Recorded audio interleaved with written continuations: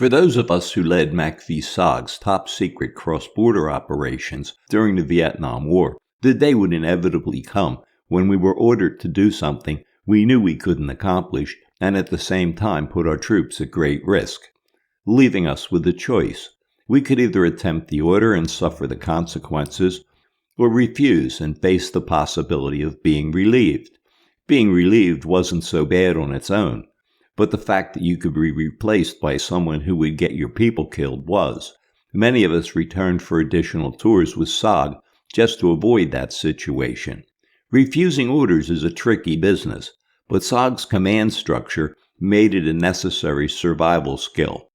Here's the learning process I went through. I joined the Army 10 days before I turned 19 and went to basic training at Fort Gordon, where I quickly learned to be anonymous. Then it was off to Fort Holabird, Maryland for the intelligence analyst course. I was a private getting $78 a month after they took a savings bond out of my pay. A bus ride to East Baltimore Street would eat up a big chunk of that. I was always broke, so I went to Infantry Officers Candidate School at Fort Benning. Upon graduation, they sent me to jump school and then to Fort Bragg for the Special Forces Officers course. After I got my flash, I was lucky enough to be assigned to an A-team for 7 months, working with experienced Special Forces sergeants. Roy Bradford had begun his military career as a Marine in the Pacific during World War II. John White had been in Laos. We joked that they named Operation White Star in his honor. Bill Kramer already had 2 tours in Vietnam. We got along well, pretending I was in charge. Just after New Year's of 1968, we ran an FTX at Camp A.P. Hill, Virginia, training a couple of Special Forces National Guard A-teams. The second night, we set up a drop zone. I was the safety officer. As the plane with the Guard troops approached, the little plastic wind gauge was reading almost 20 knots. I canceled the jump, and we returned to the billets. The major in charge of the exercise was livid. "How dare you cancel my parachute drop, Lieutenant?" And he just went on and wouldn't shut up. The next night we had another jump scheduled. All day long the major kept telling me that the Guard was coming from Alaska and I'd better not cancel his jump this time, as if the distance they traveled had something to do with wind speed. So that night we were out on the drop zone. It wasn't as windy as the night before, more like gusty. The wind calmed down just as the pilot came up on the radio. I instructed him to complete the jump. He admonished me that the wind speeds were high. I reiterated my decision and immediately regretted it as the wind picked up and I watched the jumpers being blown into the tree line. Fortunately, no one was injured, but we spent most of the next day cutting parachutes out of trees. Of course, Kramer had to tell me what I already knew. I had let the major bully me, and if anything had gone wrong, he would have thrown me under the bus in a heartbeat. "If you do that in Vietnam, Lieutenant, you'll be putting men in body bags," Kramer said. Before this, disobeying orders had only been a hypothetical class in OCS. Now it was real, and I had failed miserably. By the middle of May, I was in Vietnam, assigned to SOG's FOB-1 at Phu Bai. Sergeant John Allen, who had recently been the lone survivor of a recon team operation, and I were put in charge of a hatchet force platoon of Cambodian mercenaries. They weren't very impressive, more interested in combing their hair than developing military skills. The carbines they were issued were so old, the charging handle would fall off with a good shake. Before we had a chance to learn their names, we were sent on an operation just south of our base on the coast. There were reports that the Viet Cong were receiving supplies by sea in the area. We set up on the high ground where we could observe the coast at night and ran patrols during the day. After a few days, I reported that except for a small fishing village that we gave a wide berth, we weren't finding anything. A major got on the radio and ordered us to search the fishing village. Allen and I quickly conferred. It was a bad idea. We didn't know or trust the Cambods well enough. For all we knew, they might start shooting up civilians. Reasoning that the major had only heard about the village seconds before he issued the order, I explained the situation to him. Turned out reasoning wasn't the Major's strong suit, and he forcefully doubled down on his order. Determined not to be bullied this time, I refused. The Major terminated the operation and extracted the platoon.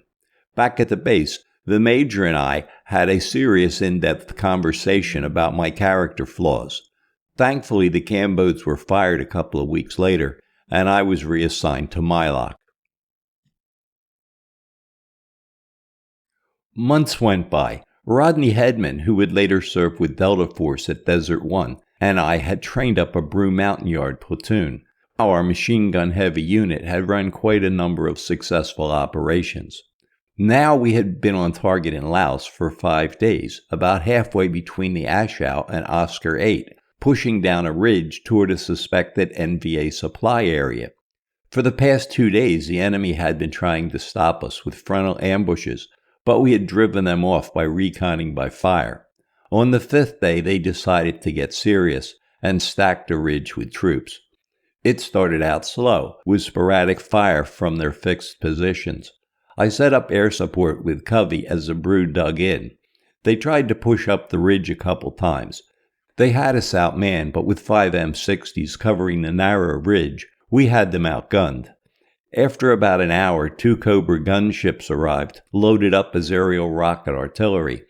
They slammed 2.75-inch rockets into the NVA positions, while Covey had a couple of SPADs working their base area. He reported there were secondaries. By 1400 hours, the enemy had disengaged. The Brew were rigging ponchos on sticks to transport a few wounded, and I was setting up fire support to cover our withdrawal. As we prepared to pull back up the ridge, we were ordered to make a bomb damage assessment. I told Hedman, "We go down into that hornet's nest we just kicked over. We're not coming back." "What'd you tell them?" he asked. "Nothing," I replied. "Let's get the little guys moving up the hill." We made our way back up the ridge as far as we could and dug in before it got dark. Charlie didn't bother us. He knew we were leaving, and that was fine with him. The next morning, we moved up and over the hilltop, shielding us from any anti-aircraft guns the NVA might have been able to set up. By mid-afternoon, we were extracted. The wounded Brew would all heal up and return to duty. The debriefing went well. We were congratulated for a successful mission. No one even bothered to ask us about the bomb damage assessment. The command structure of MACV-SOG's cross-border operations was flawed. At Command and Control North and Central until at least 1970, the S3, the operations officer, micromanaged all of SOG's missions at every level. Think of a battalion commander issuing orders to squad leaders. It was an impossible job. In a regular Army infantry battalion, orders are passed down to company commanders and platoon leaders for a reason. They know the tactical situation, the capabilities of their men, and importantly, provide for their welfare. If an order is given that puts the men at much greater risk than anything they could possibly accomplish, or simply won't achieve the desired result, it's the company commanders and platoon leaders' duty to make sure corrections are made before the order ever gets to the men in the field. Just because SOG was an unconventional unit didn't mean all the rules should have been thrown out the window. So what did we do when we got an order we weren't going to obey? Arguing about it never worked. It just made it a bigger deal. We learned to just ignore those orders. Like a quarterback who changes a coach's play and goes on to score a touchdown.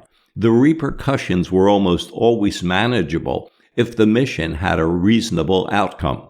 A lot more manageable than living with getting a bunch of people killed for nothing.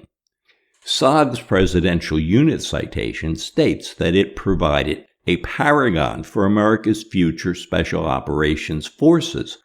In fact, it was far from a perfect example. 2 young staff sergeants, friends of mine, Rodney Hedman and Eldon Bargewell, would take the valuable lessons they learned in SOG to the formative years of Delta Force. You will find my book Dawsons War worthwhile.